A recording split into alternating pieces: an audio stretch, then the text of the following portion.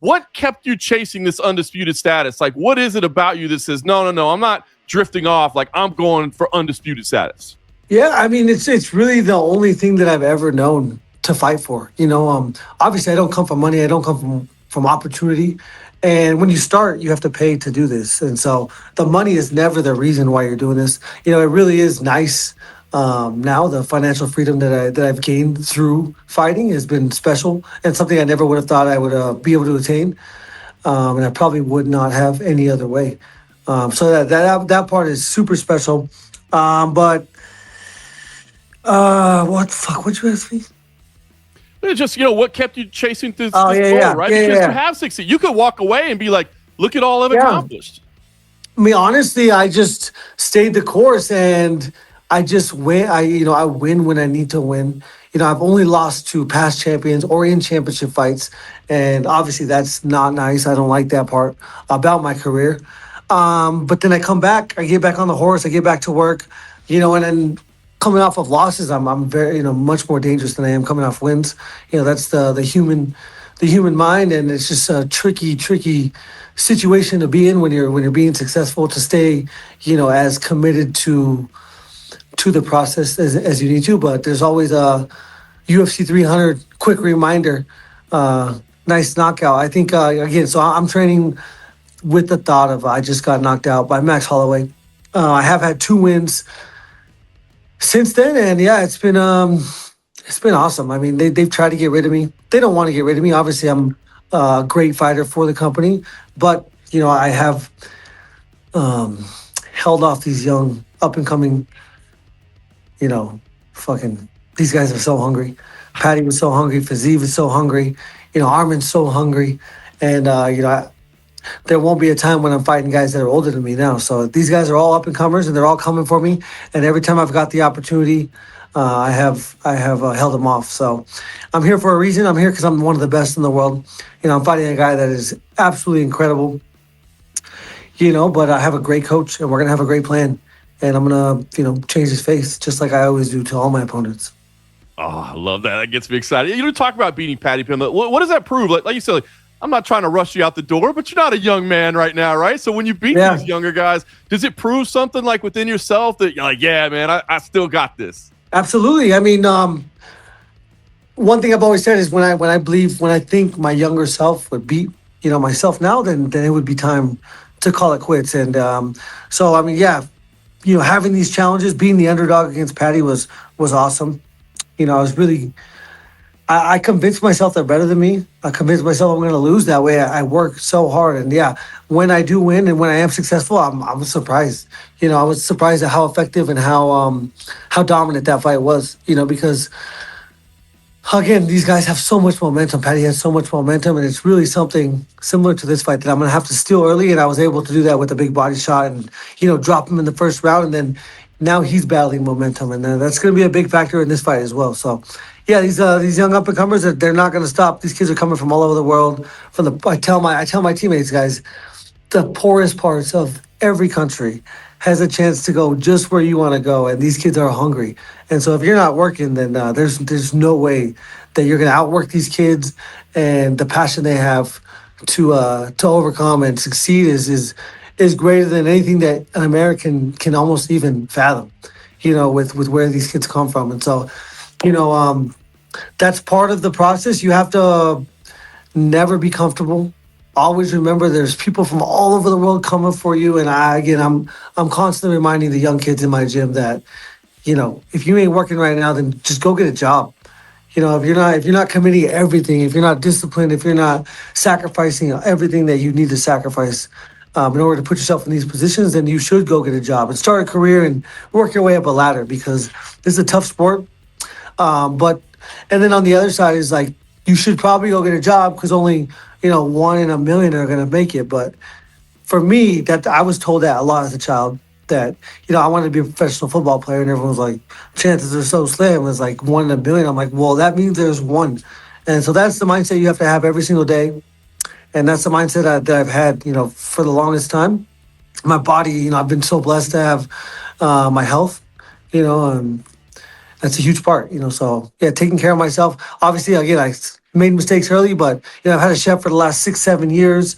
Staying on my diet, eating the right nutrition, and getting the proper rest, getting the right physical therapy, and taking care of my body are never things that I thought I would have to do. But I'm 37 years old, and so all of those things matter now. It's incredible advice, man. All right, let me ask you about Ilia Topuria. You said he's dangerous, but you have fought the absolute very best of the world for your entire career. What do you think about me? Is there anything that he has that you haven't seen before that you identify as special? Or is there anything that you see like, hey, I know for a fact I'm better here and this is where I'm going to beat him? No, I mean, I'll never let myself, have the latter thought process when it comes to, I mean, I do know that he's very good. I think everybody, has different styles of fighting. His specifically is more of a boxing style when it comes to range and space and timing and the way he, his position. And so, yeah, I mean, I really he's shorter than me. And, you really don't want to have your head be too much higher than these guys that are throwing shots, missiles. And so, yeah, I mean, position is going to be the biggest factor in this fight. I have to be so stubborn with my position. I have to control space. I have to control his feet. And I really have to be diligent in my defense. I have to constantly be winning the angle battle and the distance battle. Yeah, well said. Well, listen, physically, we know you've got the tools. Mentally, you've been here before. 7th UFC title fight, if you can believe that. With all that experience, what do you think the biggest lesson you've taken from all of your high-level championship matches is that you can bring into this matchup? Yeah, I think with the Oliveira and the Khabib fight, I was really concerned about their strengths. And for the most part, in my success, I've always worried about being my best self. And so I'm going to be my best self. I'm not going to worry about, his boxing or his striking. I'm going to use my footwork. I'm going to use my, angle and ability to create and control distance, my reaction time, which I believe is faster than anybody. That's what's got me to this point. I got to trust in what I possess, and I have to really go in there and implement my kind of fight and my game plan, rather than being like reactive to Khabib's grappling or Oliveira's grappling, and not worry about those things. Obviously, I've worked so hard since the Oliveira fight on my jiu-jitsu, so I'm much more comfortable in these positions. And so if it goes to the ground or stays on the feet, I definitely want to, control the fight and never be reactive towards my opponent. So that's the biggest lesson I've learned in my 2 losses. And yeah, I mean, it's tough. You got to move forward. It's very important to move forward. Moving forward on a short guy is going to be tougher than moving forward on like Oliveira. But yeah, I think it's very important for me to use my head for position and put my head in his chest, push him backwards, and put him in a dogfight. That's what I want to do. We've seen him get hit. You watch the Max Holloway fight, and you're like, wow, he's so dominant. And then you go back and watch it, and I mean, Max had plenty of success in the exchanges. Oliveira had plenty of success in the exchanges, and then they kind of just made certain mistakes. And he's very, very good. He's so good at taking advantage of your mistakes. And so those are things that I cannot do. I cannot go backwards. I cannot get my head or my chest over my ass, getting too tall. I can't get pushed to my left. But these are all like very specific things that my coach is instilling into my workouts. It's not through verbal cues. It's through action. So every single workout is designed for something special and for me to move and do something special. And it kind of all comes together at the end. I don't really worry about it. But I definitely have noticed, the game plan coming into shape. I love it. Well, Justin, man, we are all looking forward to this fight. We've promised to leave you alone for the next month and let you go just focus on that. So I'll just leave you with this. Any other last thoughts, messages, anything you want to get out there to the fans before you go into radio silence?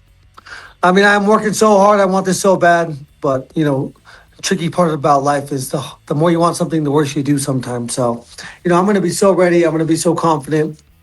I trust in my coach. I trust in my team. And this opportunity to do something so legendary is everything that I was made for, born for.